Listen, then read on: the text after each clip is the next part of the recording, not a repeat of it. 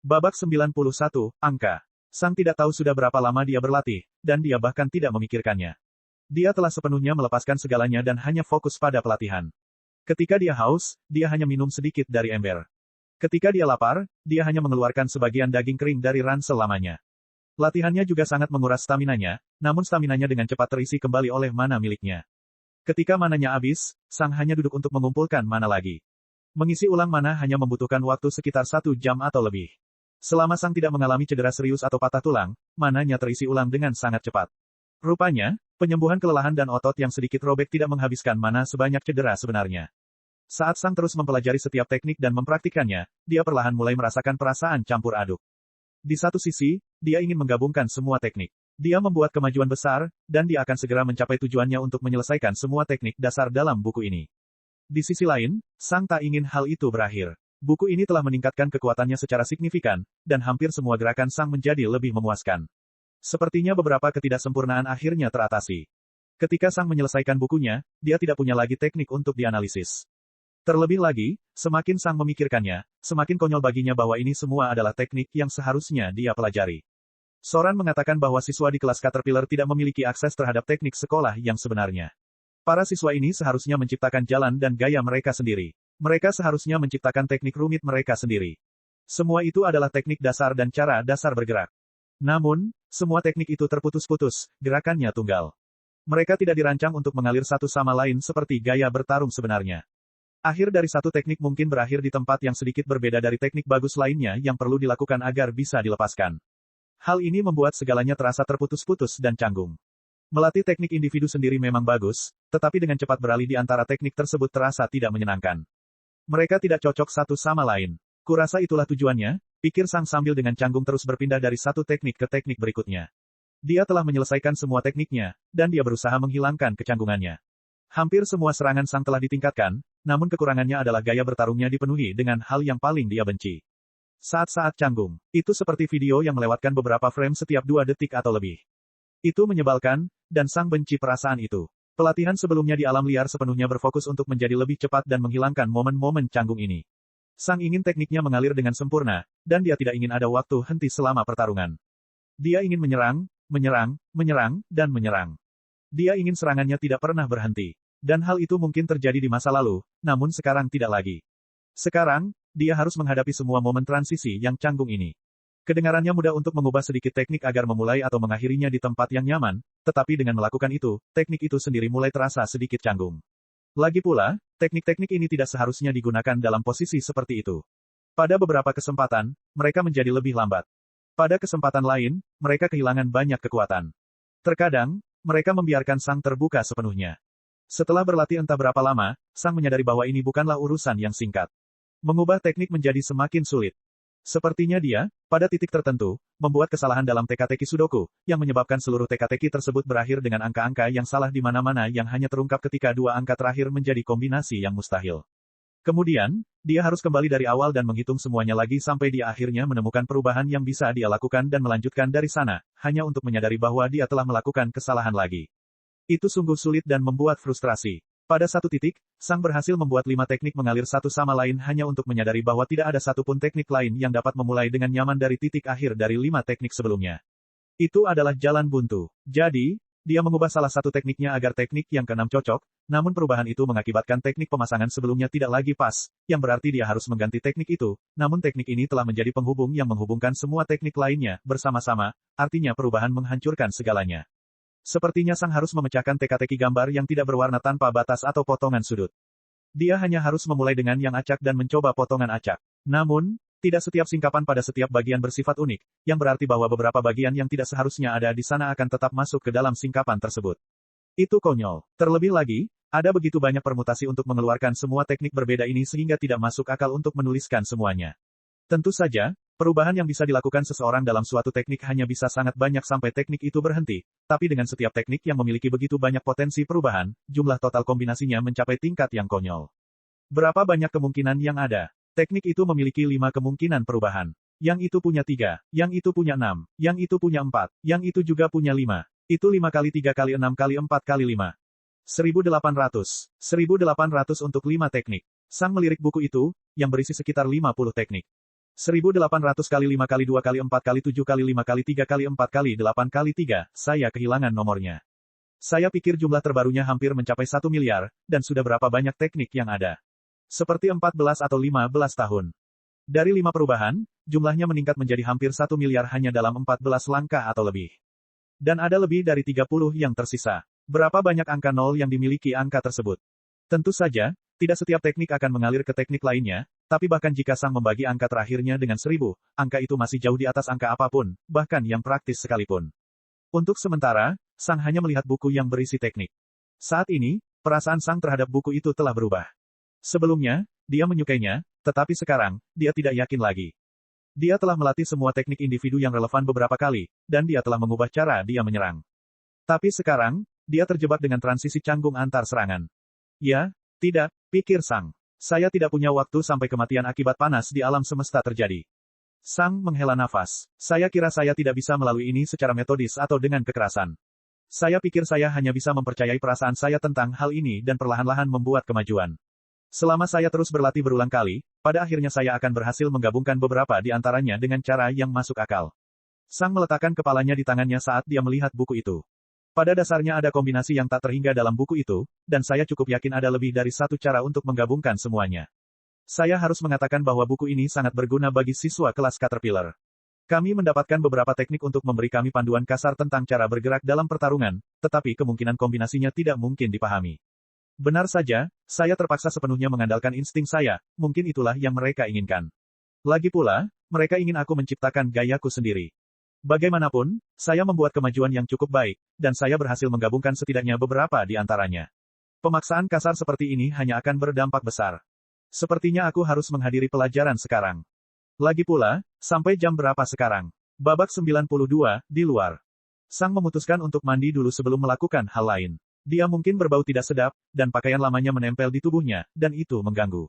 Sebelum hari ini, dia tidak terlalu peduli dengan betapa kotornya pakaiannya karena dia tidak punya banyak alternatif, tapi sekarang, dia punya. Sang meletakkan pakaian lamanya di sudut ruangan dan memiringkan ember ajaib. Benar saja, begitu dia memiringkannya, banyak air yang keluar. Alirannya tidak terlalu deras, tapi airnya cukup banyak. Sang pernah mandi sebelumnya di dunia ini tetapi tidak pernah mandi sungguhan. Kembali ke bumi, dia mandi secara eksklusif karena lebih cepat dan karena dia menyukai perasaan air dingin mengalir di tubuhnya. Rasanya agak aneh karena tidak ada sabun, tapi dia harus belajar menghadapinya. Setelah Sang selesai mandi, dia melihat rambutnya. Dia sempat berpikir untuk memotongnya, tapi dia baru berada di sini selama setengah tahun. Saat ini, rambutnya agak terlalu panjang untuk disukainya, tapi tidak terlalu buruk. Kemudian, Sang menyentuh wajahnya untuk merasakan janggutnya. Benar saja, pertumbuhan janggutnya bisa disebut menyebar. Selain itu, dia memiliki kumis khas remaja dengan rambut tipis tersebut. Sang mengambil pedangnya dan mencoba mencukur, kata kuncinya dicoba. Pedang itu tidak mau memotongnya. Ayo, aku hanya ingin memotong beberapa helai rambut, kata Sang pada pedangnya. Pedangnya tidak bereaksi. Ayo, jadilah tajam, kata Sang, sambil mengetuk ringan lengannya dengan pedangnya. Sang hanya merasakan perasaan kebingungan yang datang dari pedangnya. Selama beberapa menit berikutnya, Sang mencoba berkomunikasi dengan pedangnya, tetapi dia hanya menerima perasaan bingung atau marah. Pedang itu entah tidak tahu apa yang diinginkannya, atau menjadi kesal karena Sang menamparkan tubuhnya dengan sia-sia. Pada akhirnya, Sang menyerah sambil mengerang. Pikirannya tidak cukup kuat untuk berkomunikasi dengannya secara efektif. Sama seperti bayi yang baru lahir, hal terbaik yang bisa dilakukan pedang adalah menunjukkan beberapa sinyal samar tentang bagaimana perasaannya saat ini. Aku butuh pisau untuk bercukur, kata Sang setelah menyerah. Aku bisa menata rambut panjang, tapi aku tidak suka janggut kecil dan bodoh ini. Itu membuatku terlihat seperti anak kecil. Aku harus melihat-lihat sekolah sekarang. Mungkin aku bisa membeli pisau dengan emas, dan selagi aku di sana, aku juga bisa mengenal lingkungan sekitar. Sang menghampiri seragamnya dan hendak mengambil seragam hijau. Tapi kemudian, dia berhenti. Hijau, komentar Sang sambil mengerutkan kening. Aku sebenarnya bukan orang yang ramah lingkungan. Jadi, Sang pergi ke seragam perunggu dan mengenakannya. Seragam biru hanya bisa dipakai pada acara-acara khusus.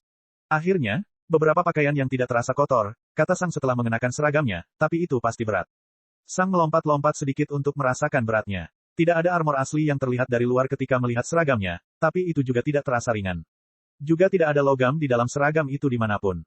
Jadi, bebannya pasti berasal dari kain itu sendiri, yang terasa aneh bagi Sang. Kain apa yang seberat ini? Untungnya, tubuh Sang telah lama melampaui segala sesuatu yang mungkin terjadi di bumi. Sang dapat memecahkan banyak rekor dunia bahkan tanpa berusaha keras. Di bumi, Mengenakan seragam berat seperti itu pasti sangat tidak nyaman untuk waktu yang lama, tapi di sini, hanya masalah waktu sampai dia terbiasa.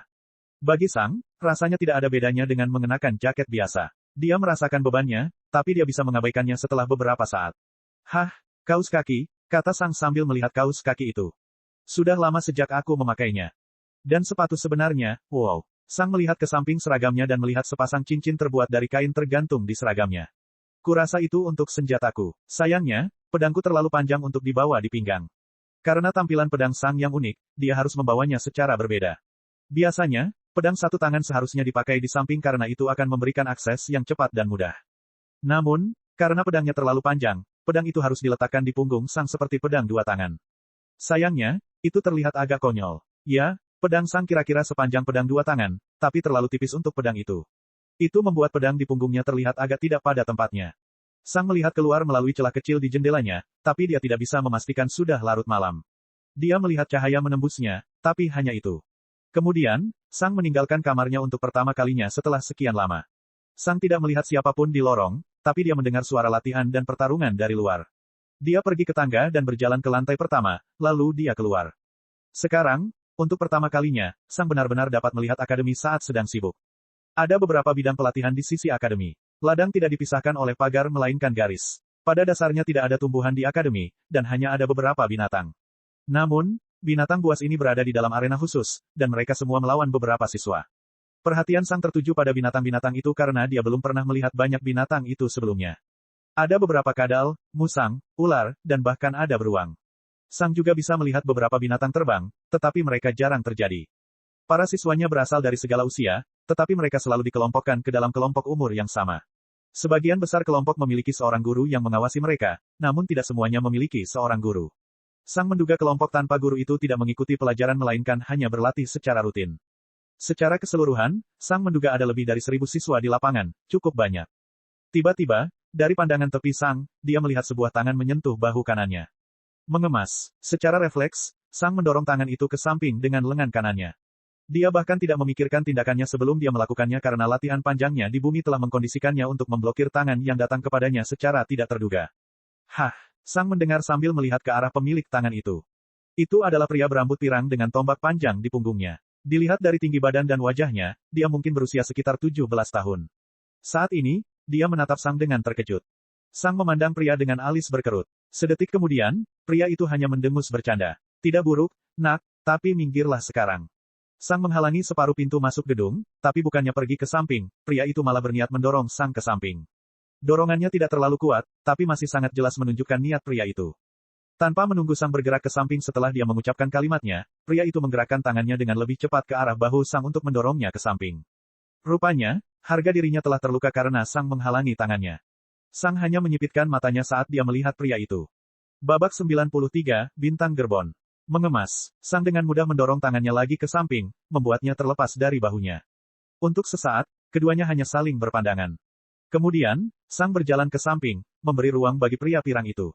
Tanpa berkata apa-apa, Sang hanya menunjuk ke pintu yang kosong. Untuk sesaat, pria pirang itu memandang Sang dengan alis berkerut. Di satu sisi, dia bisa lewat sekarang, tapi di sisi lain, Sang mendorong tangannya ke samping. Pria itu pasti tidak suka kalau ada anak kecil yang memandangnya seperti itu. Cih, jangan lakukan hal seperti itu lagi jika kamu ingin bertahan di akademi, sembur pria itu sebelum memasuki gedung. Sang tidak menjawab, dan matanya tidak mengikuti pria itu. Dengan tindakannya, Sang telah menunjukkan bahwa ia bersedia mematuhinya namun juga tidak mau menerima perlakuan buruk. Sang telah menunjukkan bahwa berkelahi dengannya adalah ide yang buruk, tetapi dia juga tidak memprovokasi orang lain. Dia tidak menghinanya atau mencaci makinya. Dia hanya menangani tindakan yang terlalu jauh tanpa memberikan pelajaran kepada pihak lain. Mungkinkah Sang menyerang pria itu secara verbal setelah sedikit provokasi verbal? Tentu saja, tapi kenapa dia harus melakukannya? Itu hanyalah seseorang yang ingin menyelamatkan mukanya setelah menerima kerugian yang dirasakan. Seringkali, ketika seseorang merasa kalah dalam konfrontasi atau diskusi, mereka mencoba melakukan pukulan terakhir sebelum pergi. Sesuatu seperti itu agak pengecut, dan seseorang pasti bisa memulai seluruh konfrontasi lagi berdasarkan pukulan terakhir itu. Namun, Sang punya hal yang lebih baik untuk dilakukan daripada berdebat dengan pria sembarangan. Banyak orang di tempat Sang akan membalas pukulannya. Lagi pula, dia telah diserang secara verbal, jadi dia punya hak untuk menyerang balik. Tapi itu bukan Sang. Mengapa? Karena itu tidak ada gunanya. Itu hanya membuang-buang waktu. Apa gunanya mengalahkan orang sembarangan? Akankah Sang mendapatkan pengalaman bertarung? Tidak. Akankah Sang mendapatkan uang? Tidak. Apakah Sang akan mendapatkan pelatihan? Tidak. Jadi mengapa dia harus melakukannya? Hanya karena rasanya enak. Karena rasanya menyenangkan berdiri di atas orang lain. Tentu, tapi inilah kejutannya. Perasaan itu hanyalah sesuatu yang tidak dibutuhkan oleh seseorang yang tidak terlalu percaya diri. Kepercayaan diri Sang tidak datang dari pemukulan terhadap anak sembarangan yang menghinanya, tetapi dari kekuatannya yang sebenarnya. Setelah pria itu memasuki gedung, Sang berjalan ke depan, meninggalkan gedung itu. Suara perkelahian dan teriakan memenuhi area tersebut, dan Sang teringat akan sasana lamanya. Suasananya tidak terlalu ramai dan berisik, tapi perasaannya sangat mirip. Sang mengikuti jalan beraspal sebentar hingga mencapai persimpangan jalan. Buku peraturannya menyertakan peta akademi, dan Sang tahu kemana arah setiap jalan. Jalan barat menuju ke bangunan utama. Jalan timur menuju ke kota. Jalan selatan menuju ke area yang didedikasikan untuk perdagangan. Itu termasuk ruang pertukaran poin kontribusi dan pasar dengan banyak barang berguna untuk para pejuang. Tentu saja pasar hanya menerima emas. Jalan utara menuju ke sebagian besar lapangan dan arena pelatihan.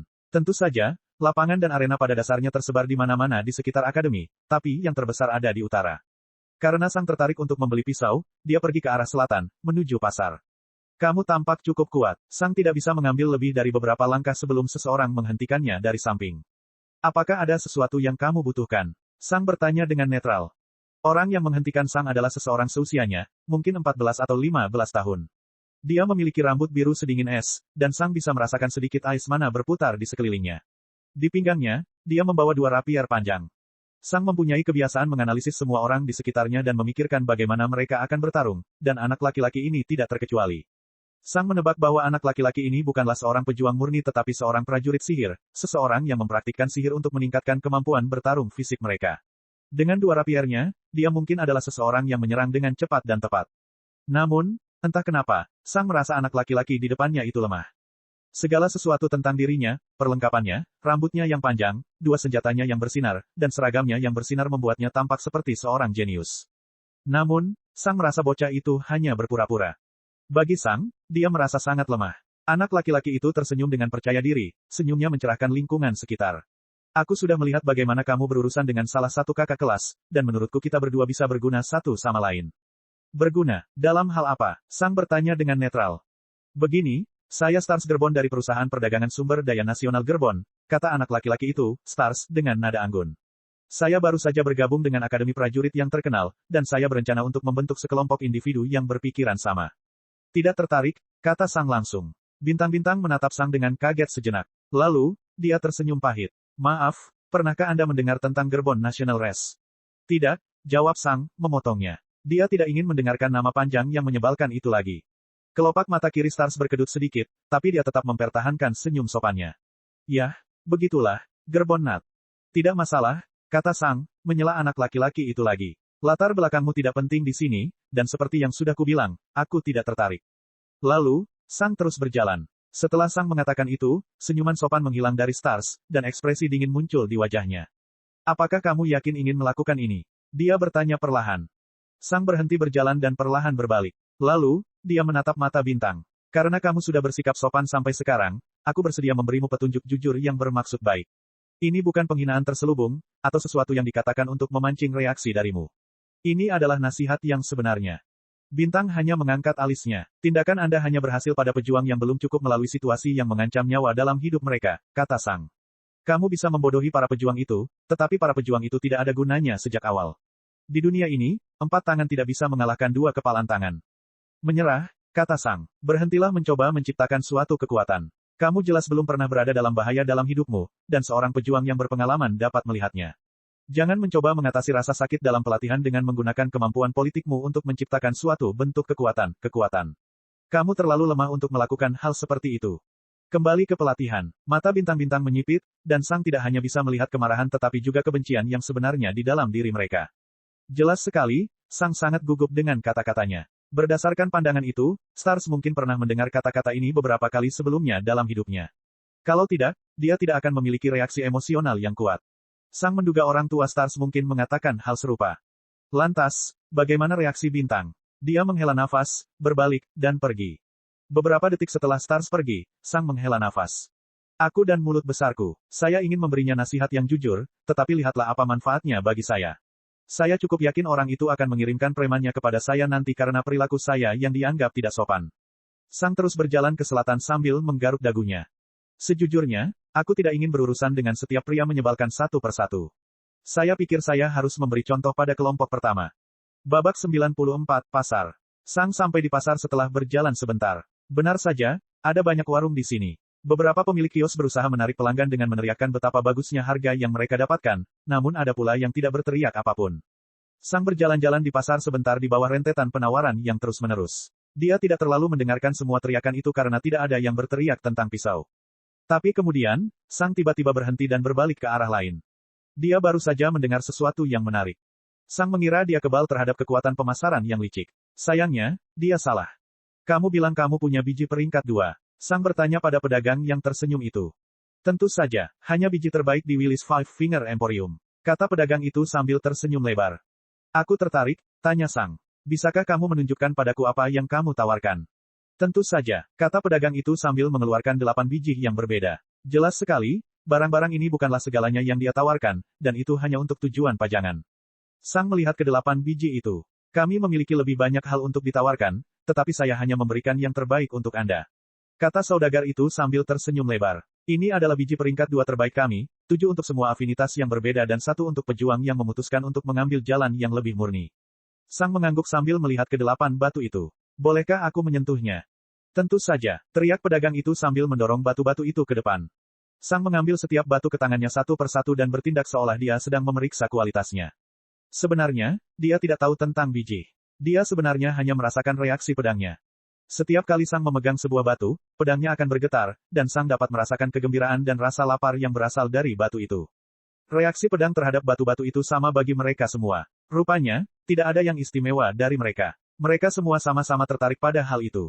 Sang ingin menguji apakah pedangnya lebih menyukai material dari afinitas tertentu, tapi ternyata tidak. Semuanya sama saja. Berapa harga Earth Affinity? Sang bertanya. Berapa banyak yang Anda butuhkan? Harga kami tergantung pada berapa banyak yang Anda beli, jawab pedagang itu. Cukup untuk menempa kembali pedang ini sepenuhnya, kata Sang sambil memutarnya sedikit sehingga pedagang itu dapat melihat pedang di punggung Sang. Dilarang mencabut senjatanya, jadi Sang harus menunjukkan pedangnya seperti ini. Pedagang itu melihat ke arah pedang dan mengangguk sambil tersenyum lebar. Anda beruntung, itu seharusnya cukup untuk memenuhi syarat untuk mendapatkan diskon pembelian grosir terendah. Berapa harganya? Sang bertanya. Untuk menempa kembali seluruh pedangmu, kamu membutuhkan sekitar 7 unit biji, yang berarti 150 emas, tetapi dengan diskon pembelian massal, jumlahnya hanya 140 emas. Kata pedagang itu. Sang mengangguk. Bagaimana dengan Ice Affinity? Afinitas es jauh lebih langka daripada afinitas bumi, jadi harganya sedikit lebih mahal. Jumlah afinitas es yang sama berarti 200 emas secara alami, tetapi 190 emas untukmu, jawab pedagang itu. Sang mengangguk. Bagaimana dengan yang tidak memiliki afinitas? Itu yang termurah dari kami, dan harganya hanya 100 emas. Sayangnya, karena permintaannya lebih tinggi, kami tidak bisa menawarkan diskon pembelian dalam jumlah besar, kata pedagang itu. Sang mengangguk lagi. Terima kasih atas waktunya. Namun, saat ini, saya kekurangan dana untuk membeli barang dagangan Anda. Saya sangat tertarik dengan barang-barang tersebut, tetapi, untuk saat ini, saya harus menolaknya. Ketika saya memiliki dana yang diperlukan, saya akan kembali untuk melihat lebih dekat, dengan asumsi saya tidak menemukan tawaran yang lebih baik untuk sementara ini. Pedagang itu mengempis, tapi dia tidak kehilangan senyum atau profesionalismenya. Tidak apa-apa, Anda bisa menemukan saya di sini Senin sampai Rabu. Saya harap Anda beruntung mendapatkan dana yang Anda butuhkan. Sang mengangguk dan mengucapkan selamat tinggal. Jadi, itulah pengorbanannya, iya. Sang berpikir sambil terus mencari pisau. Pilihan barang di sini sangat luas. Dari apa yang saya tahu, ada barang-barang dari seluruh dunia di sini. Para siswa dapat menemukan segala sesuatu yang mereka perlukan di pasar ini. Namun, sebagai imbalannya, harganya sangat konyol, pikir Sang. Orang yang saya temui di salah satu kota dalam perjalanan menuju Warriors Paradise menawari saya biji dengan kualitas yang sama hanya dengan 40 emas. Sayangnya, dia hanya memiliki satu jenis biji peringkat 2 untuk dijual, dan belum ada pedagang lain yang menjual biji peringkat 2. Dan saya tidak bisa menyalahkan mereka. Jika saya jadi mereka, saya juga tidak akan menjualnya secara lokal tetapi di kota yang luas dan kaya seperti Warriors Paradise. Sebagian besar siswa berasal dari latar belakang bergengsi, dan mereka tidak kekurangan uang. Para pedagang bisa menjual dagangannya tanpa bersaing harga di akademi. Jika saya ingin meningkatkan pedang saya perlu mendapatkan emas. Selain itu, saya harus bertanya kepada salah satu guru dari mana sumber biji tersebut. Mungkin saya bisa mendapatkannya lebih murah dengan bepergian ke sana. Setelah berkeliling pasar beberapa saat, Sang menemukan sebuah kios yang menjual pisau. Itu adalah toko berburu, dan pisau yang mereka jual adalah untuk menguliti binatang.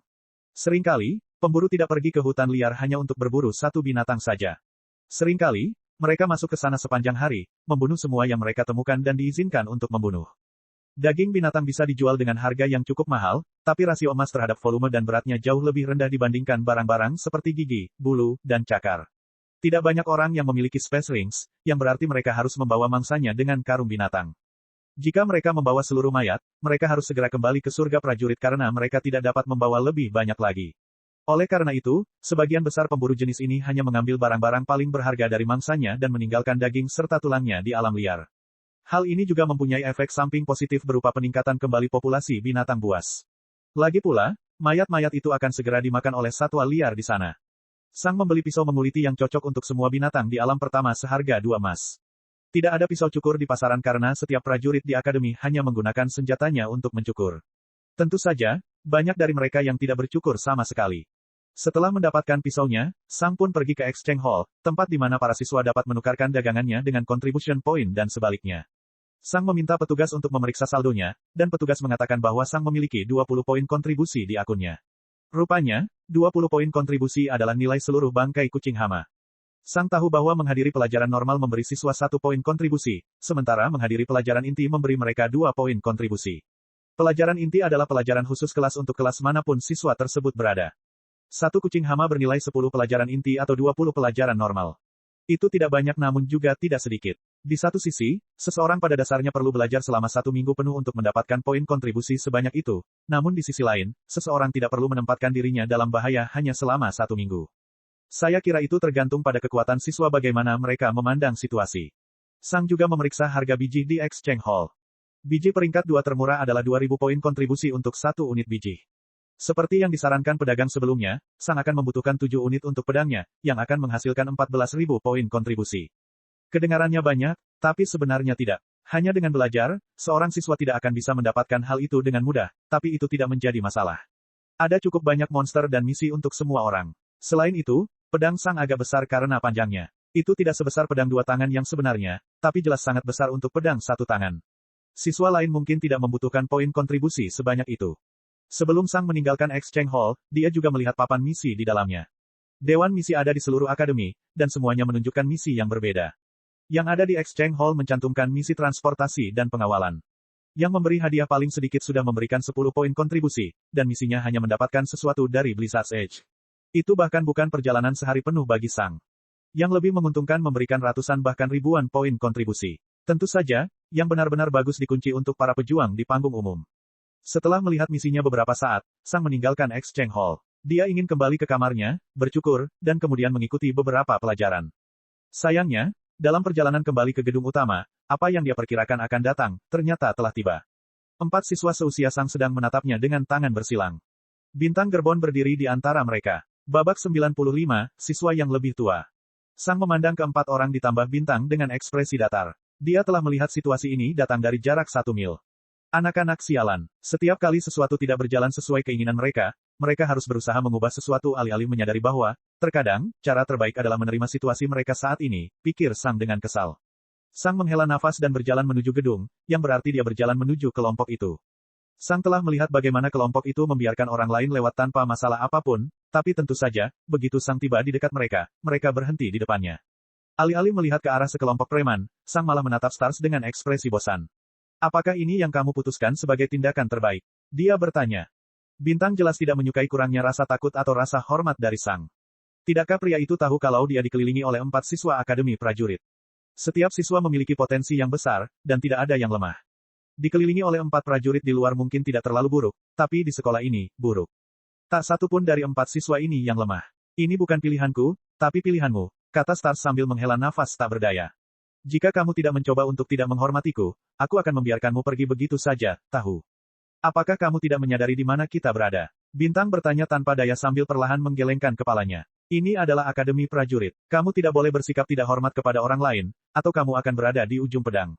Jika kamu ingin berhasil di sini, kamu harus mempertahankan kehormatanmu jika seseorang tidak menghormatimu. Kau tidak memberiku pilihan lain. Tidak sulit bagi Sang untuk memahami omong kosong itu. Seseorang harus mempertahankan kehormatannya. Tidak sulit untuk pergi begitu saja. Selama seseorang tidak menyerang orang lain secara fisik, maka tidak perlu memulai perkelahian. Mereka bahkan tidak bisa bertarung dengan senjatanya, yang berarti mereka bahkan tidak akan mendapatkan pengalaman bertarung dengan senjatanya. Selain itu, poin kontribusi bahkan tidak dapat ditransfer antar siswa. Aturan itu ada untuk menghentikan beberapa siswa teratas melakukan kanibalisasi terhadap 90% siswa terbawah. Tentu saja, akademi tidak menentang siswa yang berkelahi satu sama lain, tetapi mereka tidak ingin 90% siswa menjadi lumpuh. Singkatnya, tidak ada gunanya mereka berkelahi. Tidak ada seorang pun yang mendapat manfaat. Itu hanyalah anak-anak yang melakukan hal-hal anak-anak. Sang berpaling dari Stars dan melihat keempat orang yang mengelilinginya sekarang. Jika ini adalah bumi, Sang pasti sudah lama melarikan diri. Melawan 4 petarung terlatih adalah hal yang mustahil, bahkan bagi petarung terbaik di dunia.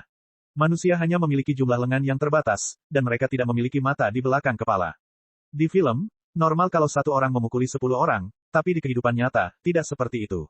Jika dilihat lebih dekat, kita akan selalu menyadari bahwa aktor dalam film tersebut tidak pernah diserang oleh setiap musuh sekaligus. Mereka selalu datang dalam gelombang kecil. Dalam kehidupan nyata, hal itu tidak terjadi. Di bumi, Sang mungkin bisa menghajar 1 atau 2 orang jika dia lebih cepat dan lebih kuat dari mereka, tapi saat meninju 2 orang pertama, 2 orang lainnya pasti sudah mengenai bagian belakang kepala Sang. Lalu apa? Kesadarannya akan terguncang, dan keempatnya akan melemparkannya ke tanah dan menendangnya. Pada saat itu, semuanya sudah berakhir. Namun, ini bukanlah bumi. Di dunia ini, Sang tidak perlu takut dengan angka selama jumlahnya tidak mencapai tingkat yang konyol. Keempat siswa di sekitar Sang berusia 14 atau 15 tahun, kecuali 1 orang, yang terlihat sedikit lebih tua. Sang menduga orang terakhir mungkin berusia 17 atau 18 tahun. Jadi, pada tahap manakah para siswa mengelilingi Sang? 3 orang berada di tahap prajurit awal, dan yang lebih tua berada di tahap prajurit menengah. Sang berada di panggung prajurit puncak. Ini adalah perbedaan yang sangat besar. Ada 5 level di setiap realm. Awal, tengah, akhir, puncak. Jadi, jika digambarkan dengan level dan angka, lawan Sang adalah level 2, dan 3, sedangkan Sang berada di level 5. Apa maksudnya dalam hal kemampuan bertarung? Ini berarti bahwa Sang setidaknya mengungguli setiap lawannya dengan faktor 3. Jika dilihat dari sudut pandangnya, itu seperti seorang laki-laki dewasa yang dikepung oleh 4 anak berumur 10 tahun. Karena itu, Sang bahkan tidak gugup. Dia hanya menunggu mereka bergerak. Ketika Stars melihat Sang tidak menjawab, dia menjadi kesal. Ini adalah salah satunya. Yang tertua di grup bertanya pada Bintang. Anehnya, suaranya tidak terdengar terlalu gembira. Sang memandang yang tertua di kelompok itu ketika dia berbicara, dan yang tertua menoleh ke belakang. Namun, Sang memperhatikan reaksi yang halus. Dia takut. Tentu saja, dia menyadari kekuatanku, pikir Sang. Berdasarkan apa yang kudengar, ujian masuk terakhir terjadi 2 atau 3 bulan yang lalu, dan orang-orang ini pasti termasuk yang termuda. Itu berarti mereka kemungkinan besar bergabung dengan Akademi Prajurit dengan angkatan terbaru. Tetapi pria yang lebih tua telah berada di sini setidaknya 2 tahun lagi, mungkin lebih. Tidak dapat dimaafkan jika seorang siswa yang telah lama berada di Akademi Prajurit tidak memiliki kemampuan untuk memperkirakan secara kasar kekuatan lawan. Ya, ini dia, kata Stars sambil tersenyum sopan. Ketika dia berbicara dengan Sang, dia bertingkah seperti ular yang licik, tetapi ketika dia berbicara dengan bawahannya, dia sopan. Dan Anda ingin kami menghajarnya, yang tertua di kelompok itu meminta konfirmasi. Sedihnya, aku tidak punya pilihan lain, kata Stars sambil menghela nafas. Jika kami ingin grup kami berkembang, kami harus menunjukkan bahwa tidak ada yang bisa mengganggu kami. Ketika yang tertua di kelompok itu mendengar itu, dia meringis. Kemudian, dia melihat ke arah Sang, yang melihat ke belakang dengan netral. Yang tertua mengertakkan gigi. Sepertinya dia sedang membuat keputusan yang sangat penting. Yang lain sedang menunggu sinyal dari siswa tertua. Dia adalah pemimpin pasukan mereka, dan dia harus memberi perintah terlebih dahulu. Siswa tertua melepas salah satu cincinnya dengan marah. Bersinar, beberapa benda berbeda muncul di depan siswa yang lebih tua, serta 1 ton emas. Bintang-bintang dan semua orang di sekitarnya memandang dengan terkejut pada siswa tertua itu. Apa yang dia lakukan? Siswa itu mengambil sekarung besar emas, memasukkannya ke dalam Space Ring, dan kemudian denting, dia melemparkannya ke tanah di depan Bintang. Space Ring sangat tahan lama selama tidak ada yang salah memasukkannya. Bagaimanapun, mereka harus bertahan bahkan dalam perkelahian. Bintang-bintang memandang dengan kaget ke Space Ring di depan kakinya. Ambil kembali emas dan cincin luar angkasamu, kata siswa tertua. Saya pergi. Bintang dan antek-anteknya hanya menatap siswa itu dengan kaget. Sementara itu, siswa tersebut mengambil barang miliknya dan memandang Sang dengan ekspresi serius. Aku minta maaf karena menghalangi jalanmu, katanya dengan sungguh-sungguh. Sang mengangguk. Tidak apa-apa, kita semua melakukan kesalahan. Setidaknya kamu berhasil memperbaikinya sebelum terlambat. Siswa itu mengangguk dan tersenyum kecil. Terima kasih. Kemudian, siswa tersebut melihat ke mantan anggotanya. Jika aku jadi kamu, aku akan segera pergi, katanya. Terakhir, siswa tersebut dengan cepat mengemas barang-barangnya dan memasuki gedung. Dia mungkin ingin menyimpan barang-barangnya terlebih dahulu sebelum melakukan hal lain. Sang melirik ke arah siswa itu dan melihat cincin luar angkasa di tangan bintang. Cincin luar angkasa dan sekarung besar emas. Bahkan aku tertarik. Sedihnya, mencuri di dalam akademi dilarang. Cek cek cek cek cek cek cek cek. Rakan-rakan kultivator sekalian, sebelum retret, sila terus berkultivasi untuk jurus subscribe, like, share dan komentar agar sekte ini terus berkembang pesat.